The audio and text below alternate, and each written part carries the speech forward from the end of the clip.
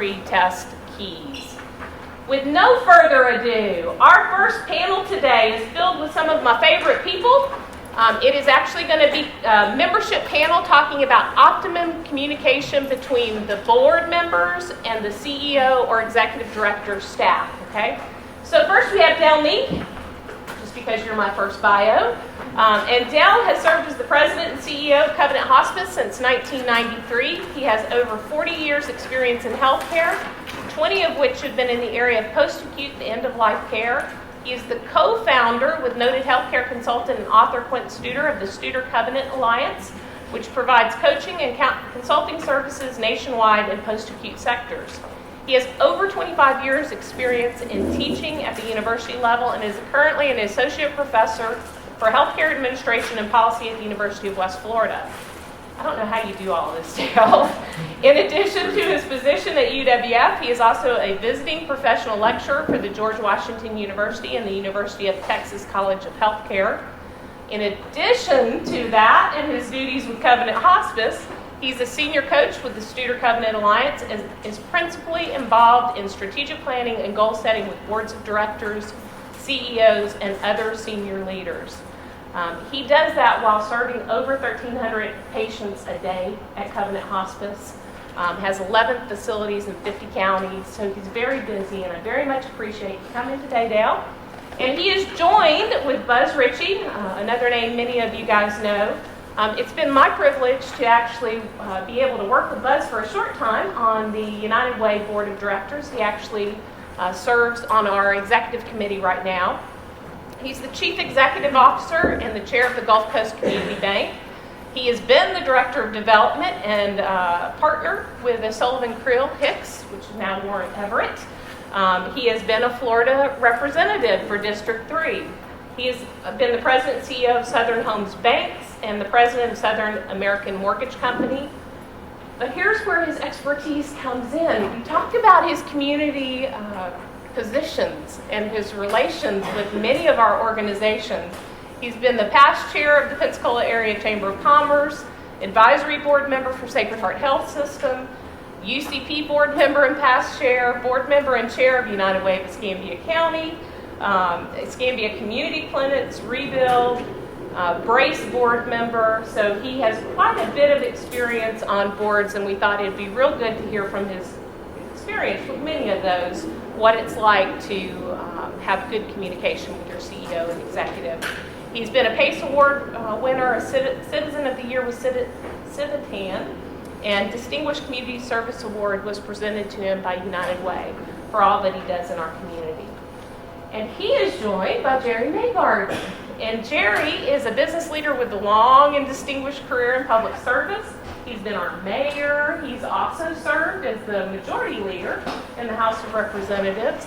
He's been the president and chief development officer of Baptist Healthcare Foundation. He's a former city councilman. You guys have no doubt heard his name. It was my great privilege to work with him at Ronald McDonald House. He led me through several strategic plannings and was a great partner.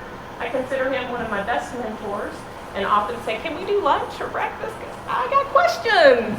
And he always has the right answers. He was the founding president for the Ronald McDonald House Charities here locally and served on that board for many years and is now serving in a role with their development team over at Ronald McDonald House. And he's got a 35-year marriage under his belt with a beautiful wife, Rhonda, and we are privileged now to have Tripley's son on our board at United Way. So he's a great advocate for our community.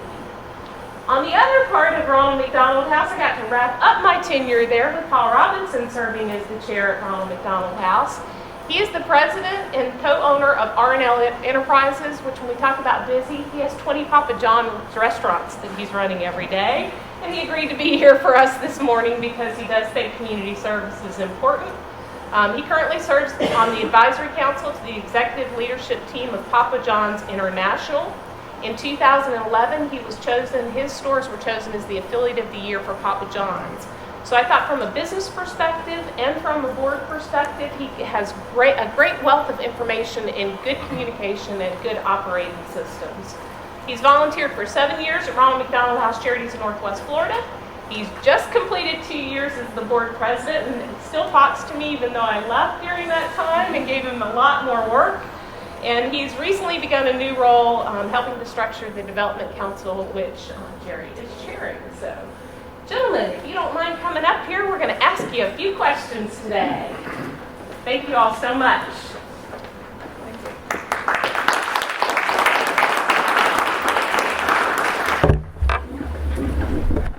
One of the best things about this nonprofit training so far has been so many people are willing to come forward and share their expertise with you guys.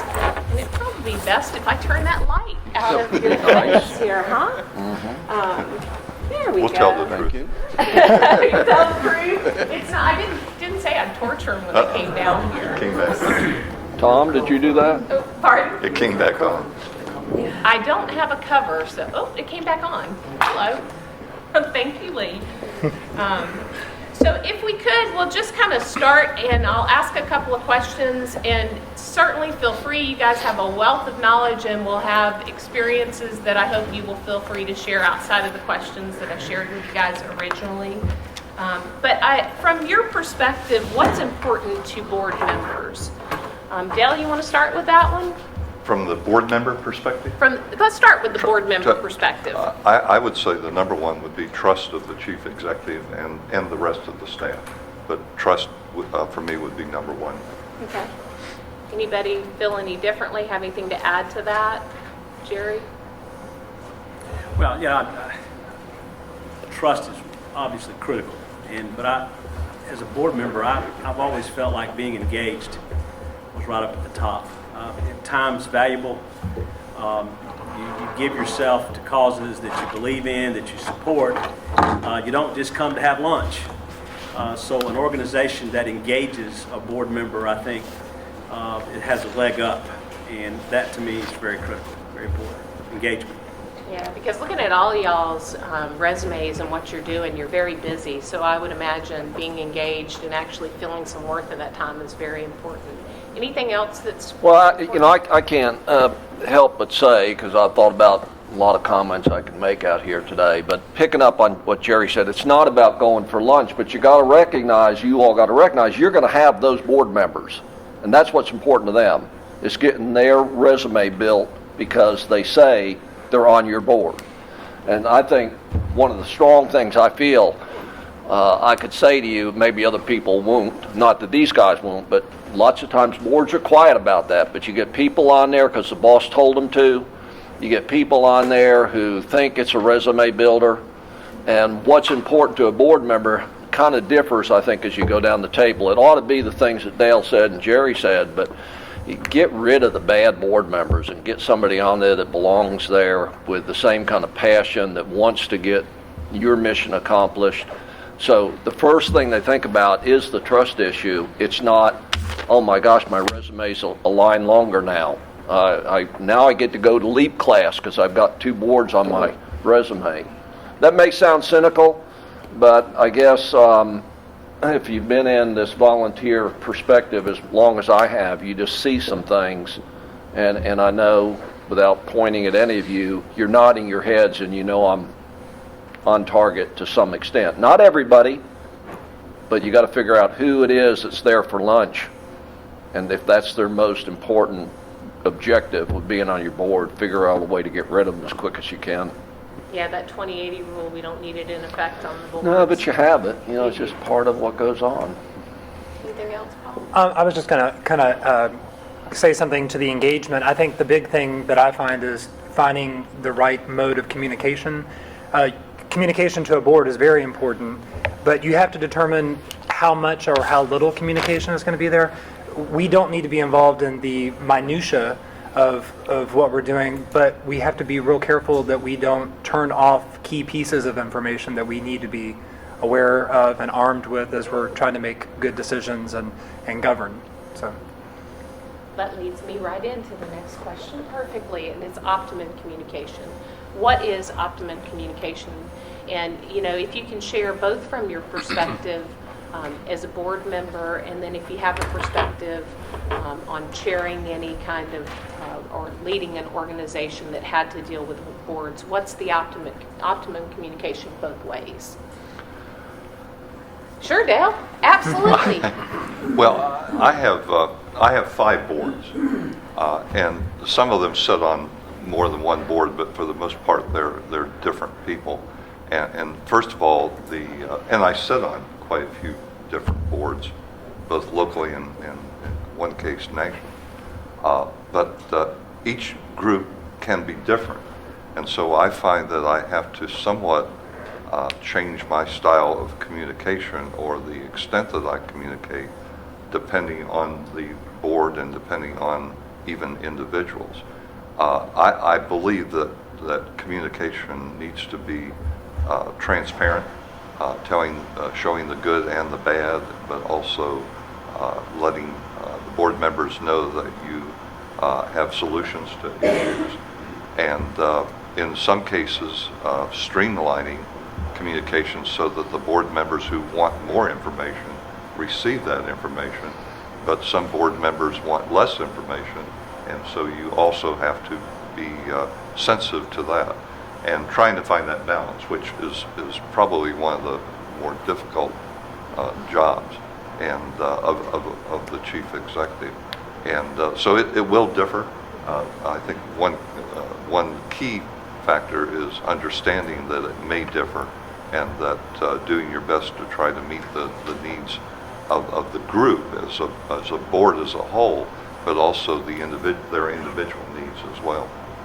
That's true, and that brings up a good point. And feel free, guys, if you have questions as we're going along. It's not often that we have the opportunity to have this wealth of experience in front of us, so I don't think I have all the questions or all the answers, and feel free to ask if you have any.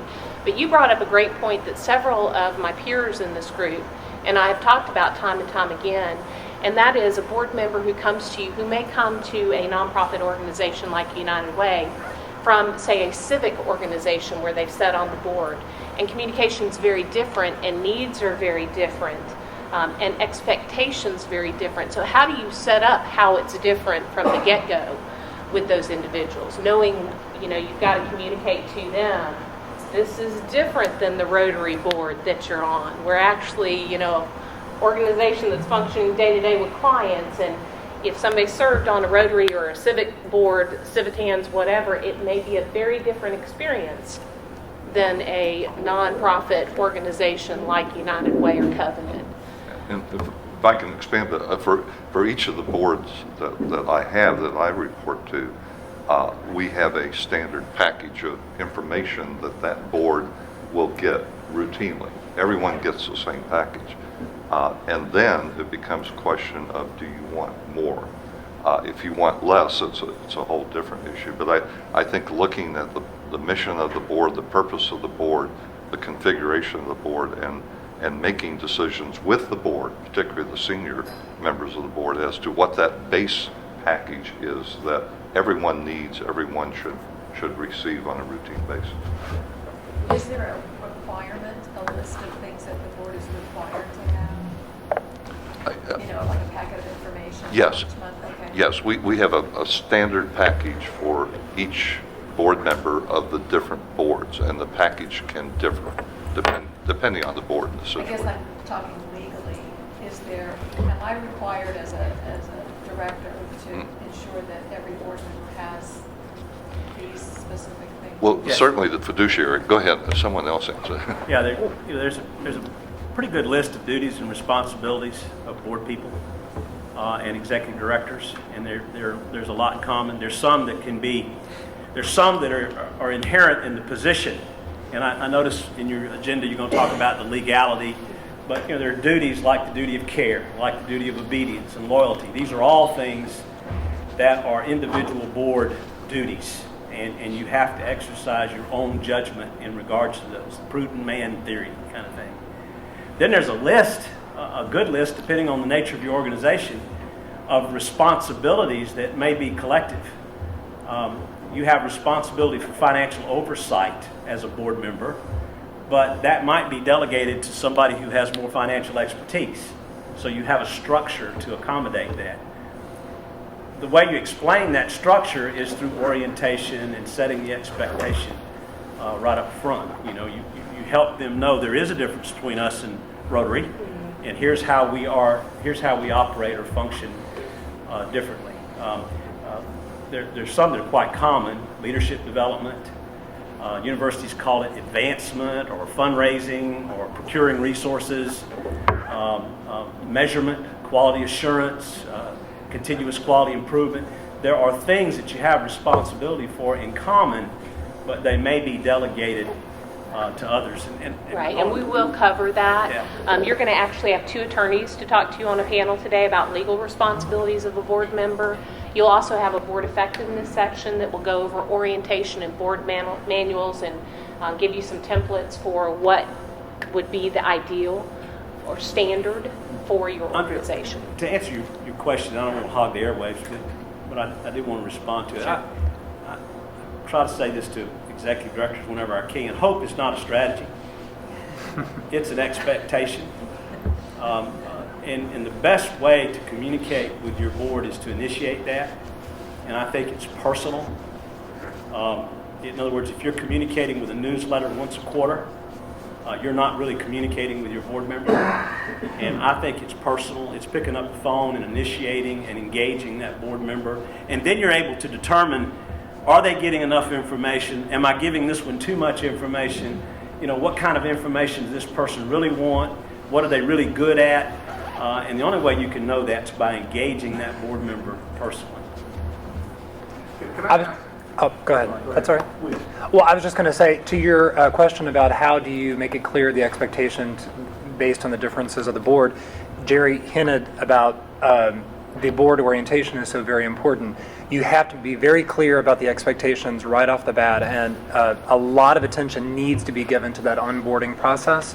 One of the things that we did at Ronald McDonald House in my 2 years as president is we altered that onboarding process to include a mentor that you are assigned with, because we found that even with the best orientation program, there's still so much information that you really don't know in the first 30, 60, 90 days.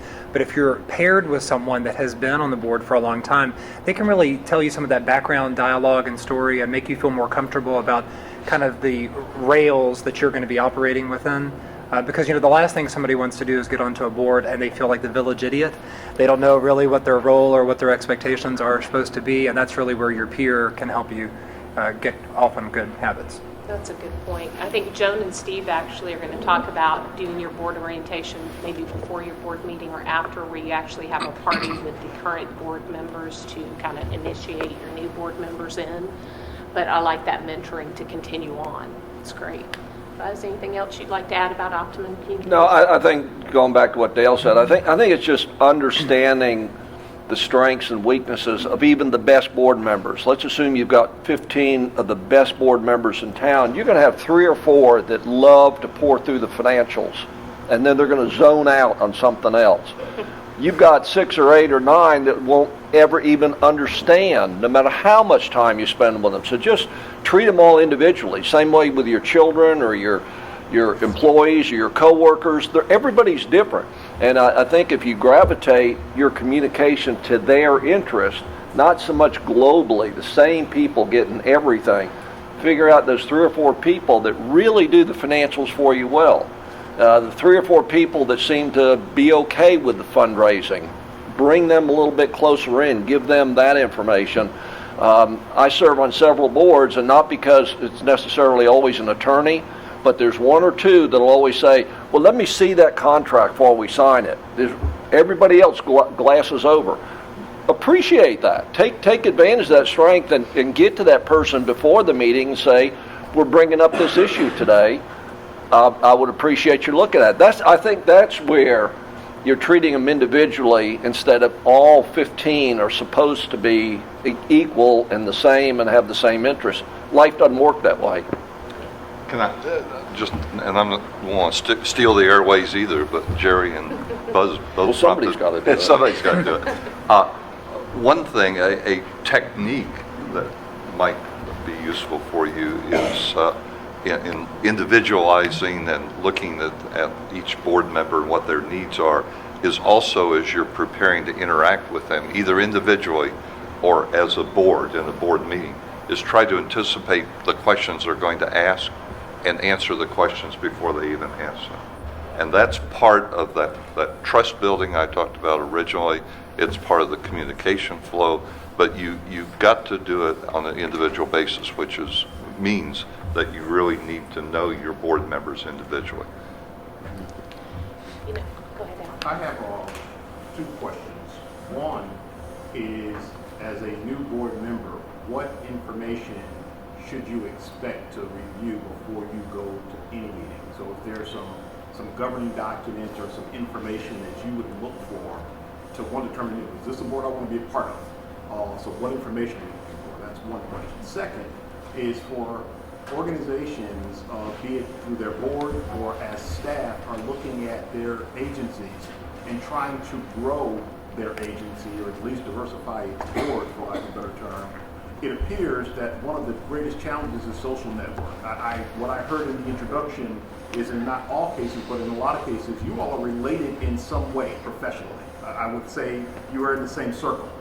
For agencies that aren't in those circles, how do you attract individuals of that ilk, for lack of a better term? And what inspires folks like you or others that you know to say, you know what, I have nothing to do with this agency's issue, but I'm interested in this community and there's a need there. What's that attraction? How do they get that access to folks that you know?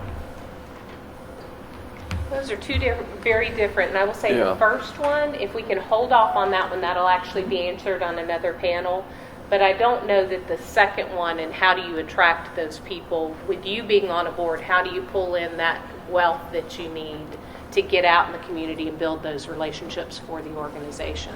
That might be a good place to answer it here when we're talking about communication, engagement.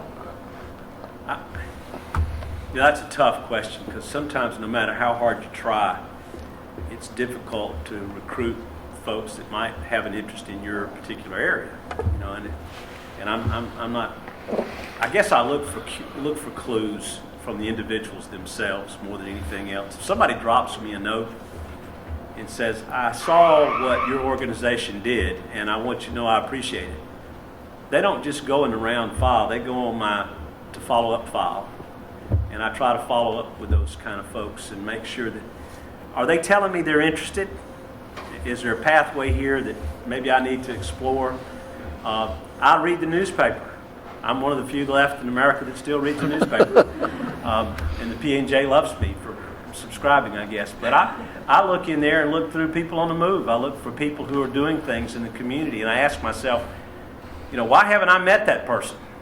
What is it about this person, you know, what their interest level? Maybe I ought to make an effort to give them a call and to follow up. I think what you've identified is resource development. Human resource development is really a tough job when folks aren't paid.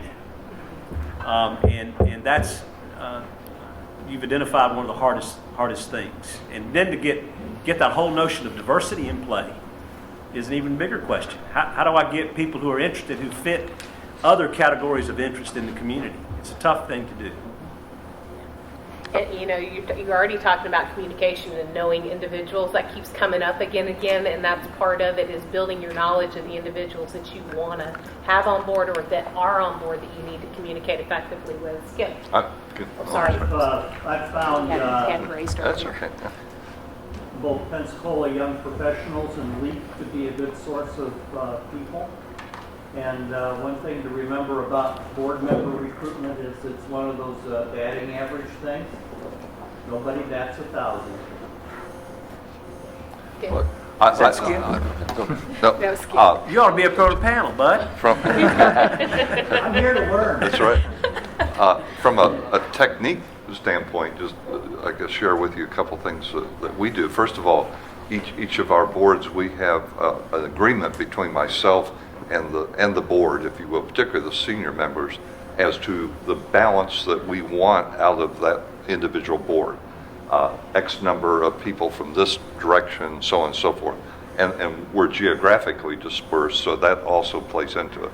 So we have a general description of the types of people we want. And then we do something which I know Baptist did from your days, is that we, and Jerry touched on it, we farm names If you looked on my computer, you would see a list of potential board members. And we have that for each board member. So it's a continual farming, putting people on that list, so that when the nominating committee comes together and starts meeting, the chief executive can provide that list and say, and it could be from other board members, a conversation with Buzz or one of you. And that way you can get diversity and you can fill out and keep the board in the balance that you want to achieve.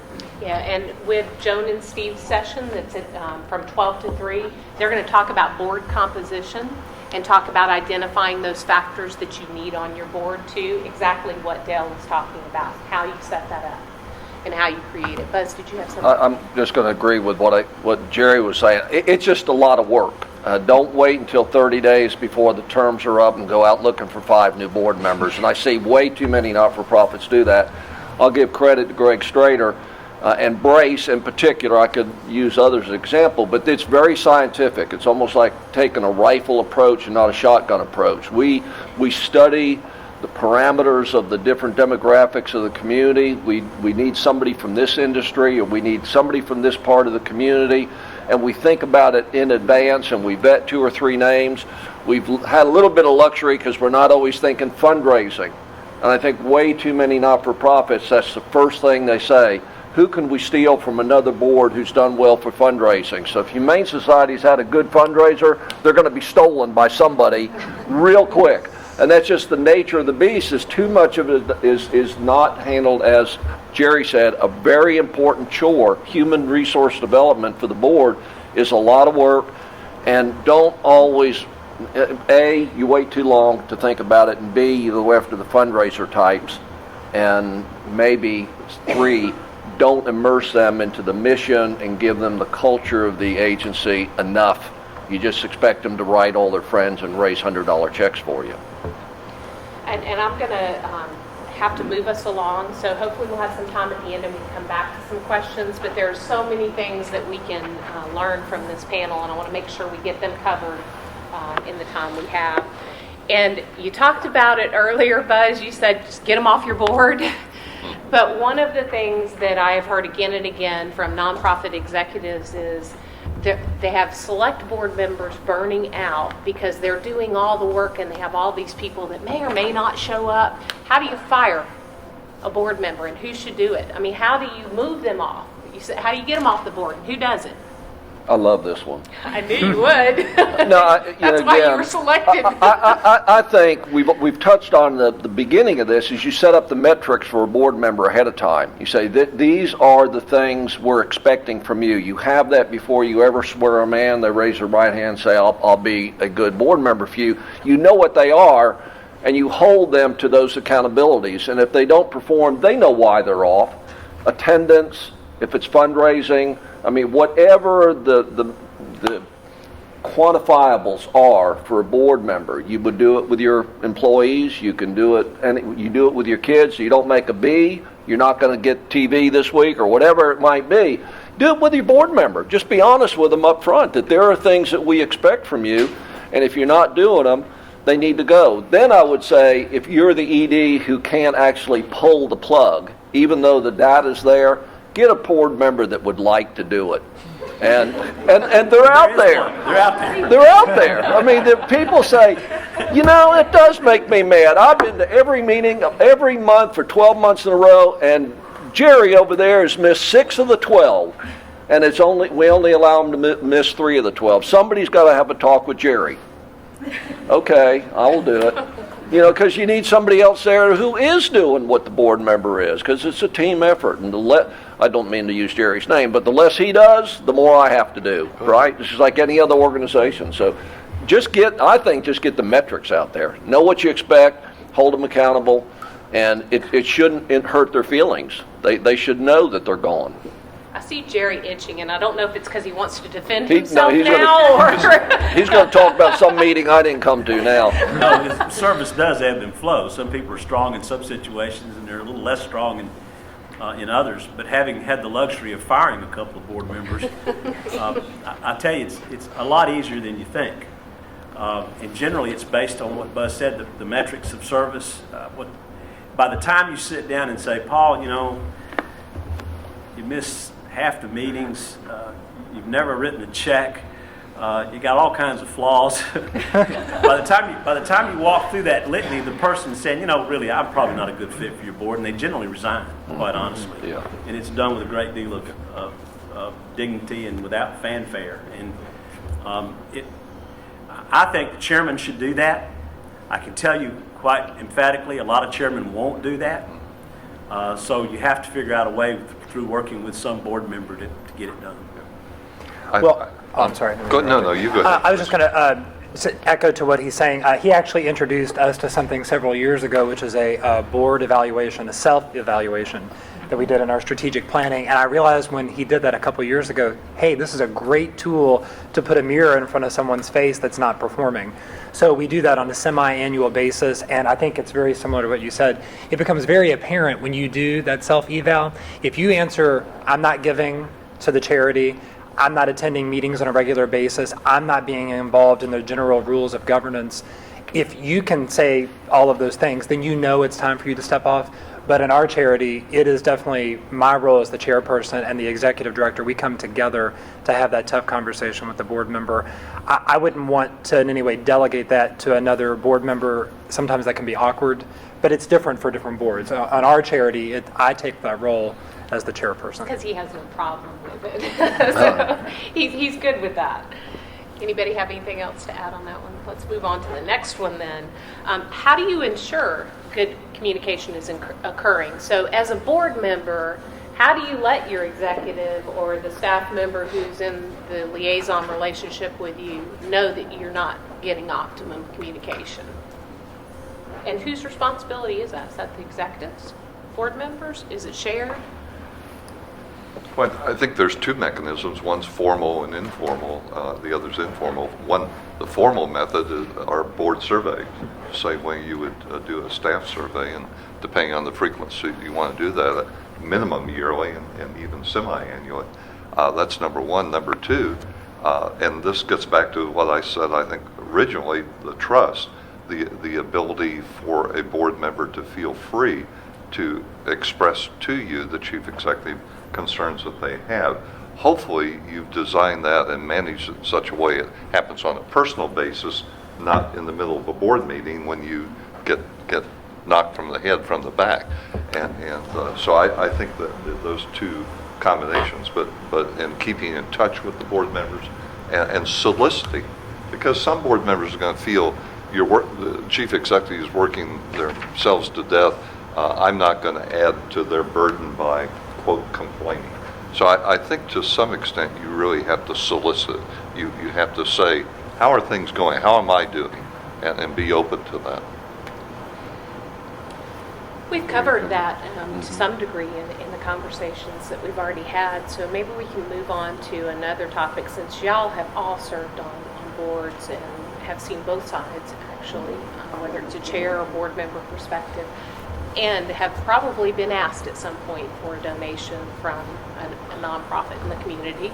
Probably. How important would you say 100% board giving is from a fundraising perspective and then from an engagement perspective? Anybody I want to start? can Go chime ahead. in here. Well, being nonprofit, having worked with Andrea, first of all, any grant writing that occurs, very easily, we must be able to say that we have 100% board support. And we really can't say that on the grants unless we have 100% board support. But also, as we go out to the community and we make our pitch for why you want to give money to our charity, we have to be able to say that we feel it's important enough of a cause that we ourselves have already given to it. So, I mean, I think that very simple. Comfort level, Right. too, as the person going out does. Well, I regret the fact that so many grants require some specificity about everybody giving. So I lean to the side, said they ought to give or get. You know, if they can't give it, they can get it. They can give it in kind. They can give it in hours. I'm a little bit more temperate about that, because I know a lot of folks who can't give and who still have value on boards. And I don't want to name names, but too many people I know stay away from boards because they don't want to be asked for a check. They just don't feel they can give. And they have other value. But you all have to make that decision, whatever board you're on. If you're going after that grant and that's something they want, you got to figure out a way you can answer that question, yes, honestly, because it does hurt you. So the give it or get is one of the options. Excuse me? Give or get is one Give or of the get options. is an option. In kind is an option. Hours served is an option. I think there are other ways to show involvement without putting so much emphasis on everybody giving a check. And, you know, I realize you have to be, you do want financial support, but there are just some folks that need to be on a board that can't do it. Anybody else? Jerry? I agree with what Buzz is saying about being a deterrent to attracting sometimes board members, but I have a tendency to want to temper it on the amount side. And generally, I think everybody can afford $1 or some number that Right. makes them a giver of cash. And I don't necessarily think everybody has to demonstrate that they are a major giver. But to be able to say to people that 100% of my board is committed to this financially, I think is a pretty strong statement. I know when I went on a bank board one time, they told me, you will buy stock. And that was an expectation. I've been on nonprofits who said right up front, emphatically, it's $1,000. And as long as I knew it up front, I could make that choice. There are boards who also say, we don't really have much of an expectation of you at all. And I think that's the worst message. So I think if you set that, and if your temperance is on the side of amount, it's generally acceptable to most boards, most people who serve. Anything you want to add? No. How do you create a dynamic or engaged board? What's your one biggest suggestion for the group? And what is the most effective thing to create that dynamic or engaged board? Jerry wants to start. I think you hit the word, is engage the board. If you spend the time to find out what their strengths and weaknesses are, and you invite them to serve, then invite them to serve, and be proactive about it, be personal about it. We've recruited you because you've got a great background in finance and accounting. I'd like to plug you into our financial oversight committee. So-and-so is the chairman. I want to get the two of you to sit down and talk about how he approaches this whole matter. I'd like for you to learn how we establish our budget. Just get them engaged in that process, and you'll find that they all fall into their particular area of expertise, and they become a unit. In 2012, I did some rounding with every single one of the board members when the year started, and one of the things that we heard is, yes, we have to come in and we've got to look at the minutes, we have to look at the financials, and we have certain responsibilities, but they really want to feel like they are doing more at the board meeting than just reviewing paper. So what we strive to do in 2012 is to really create one, what we call meaty subject, something that we can gnaw on and we can talk about and we can have a heated discussion back and forth. And we did that. And so every month we had one kind of racy subject that we really spent about 20, 30 minutes on. And everybody, I think, felt a lot more satisfied that we kind of rolled our sleeves up and we got dirty a little bit. And of course, we still did everything else that we were there to do, but everybody left feeling a little bit more satisfied. And I think I'm really proud of that in 2012, that was a great way to get the board more engaged. I love that answer, and I wish I'd have thought of it, because I think that's, too many boards. You go in, who's read the minutes, any comments, motion, second, same way with the financials, motion, second, nobody says anything. It just goes through, and it's just like this litany of almost nothing too often. And I love the idea that you're going to bring up something every month, or at least take on a 2 or 3 month project and really work it hard, recognizing, again, different board members are going to approach that project differently, and that's okay. But just really put some substance on the table. And I want to digress real quick. So, there are a lot of people that can really help your agencies, but maybe not be board members. And I call them episodic board members. They're not on the board, but they may be the chair of your principal fundraiser, but they're not on your board. They want to get involved with you for 30 days and kiss you goodbye. And don't overlook those people. They're invaluable. They're folks who don't like to come in and listen to minutes being read and financials being perused. That's not their deal. They want to get in, they want to help you and move on. So maybe they're one of those project people, maybe not, but there's a lot of folks out there that are board shy, but yet they can give a lot of service and value to your agencies. I like the word passion and passionate. And when we're selecting board members and even interviewing them, if you will, before they come, we try to determine whether they're going to be passionate about what we do or have the potential of developing passion very quickly, because they may not feel that in the beginning. But I think the passion is very important. And we have several techniques that we use to develop that technique. One of them ties into what you said earlier, but we do at each of the board members each of the board meetings, we do a connect to purpose story.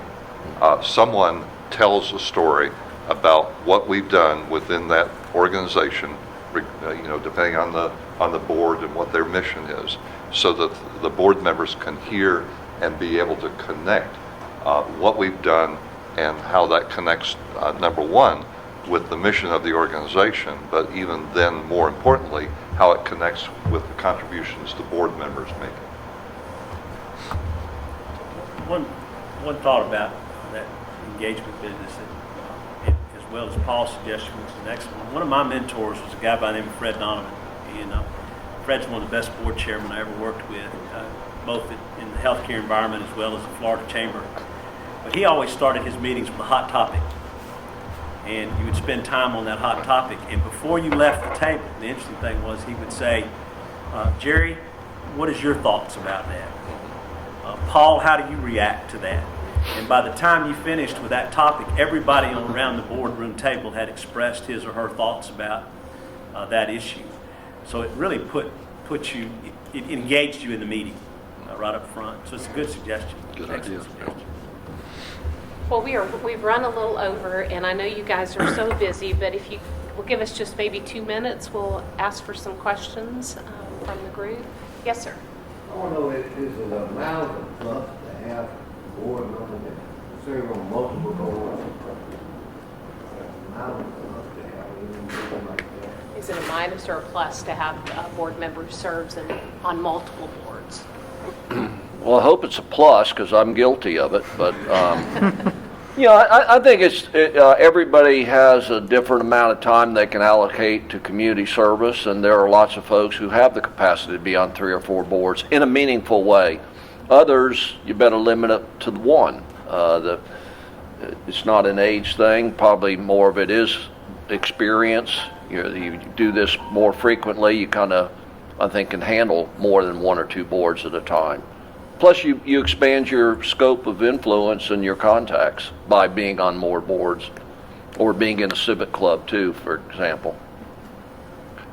And I'm sorry, I think also part of your question was us having board members who serve on multiple boards and whether or not that's good. And I would say generally it's good because it connects you. It's amazing to me just in Pensacola how we're really all connected. One way or the other, you can see that connection. So often that can be very helpful. Have any of you ever advertised for board members and said, this is what we do, this is what we need, and if you did, was it successful? Or do you just totally word of mouth? Target. I think they've said target list. I call it farming. I've never advertised. No, never. I think you'll find too some of the dynamic and engaged boards actually have waiting lists because people have discovered too that are good at communicating. We're trying to get there. That's the thing. I will tell you at the end of today, we have a couple of members in the group who are not in nonprofits. They're actually interested in joining boards, and we'll have a questionnaire for them to fill out on how they would like to engage in the community. We'll send that out to the agencies asking for what your needs are with the board, and hopefully hook a couple of you up with some potential Are any folks. large donors on that list? You gotta ask. You're already taken. We've already got them.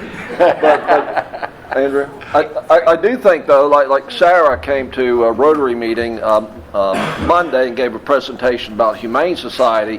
Well, she never said, I'm looking for board members, but you would have to be sound asleep not to realize that this is a great agency. If you have an inclination to be involved helping her cause, she did a great job telling the story, you would take the initiative to pick up the phone and say, you know, how can I get involved and help? And maybe she say, well, I've got 2 board openings. Maybe she says, I need you to wash dogs next Saturday. Maybe she says, do you ever heard of Barktoberfest? I just talked about it. You know, but there are lots of things that I think you can do. But we talk about board development as work. I mean, you got to go out there and you got to be out in the community. You got to get your cause better identified and better understood. And then I think you'll find people will gravitate to you. You'll find them. They'll bubble up. One of the things that I'm a strong believer in, there's nothing better than a volunteer recruiting another volunteer.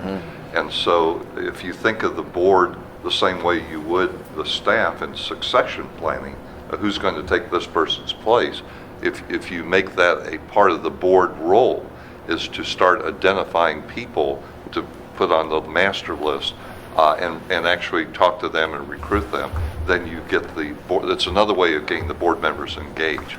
We don't do that until they're at least over a year within their board service with us, because we want to make sure they can understand that identification of the mission and the passion and whatever.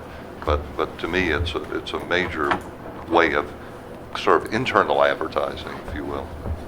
And I know we could listen all day because they are fabulous, and to have this opportunity is rare and wonderful for us, but I want them to be able to come back next time I ask them, because I haven't held them way too long.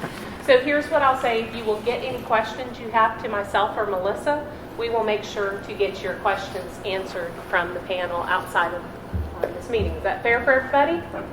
Awesome. Thank you, gentlemen. You guys are wonderful. When you're ready. Paul, good to see you again.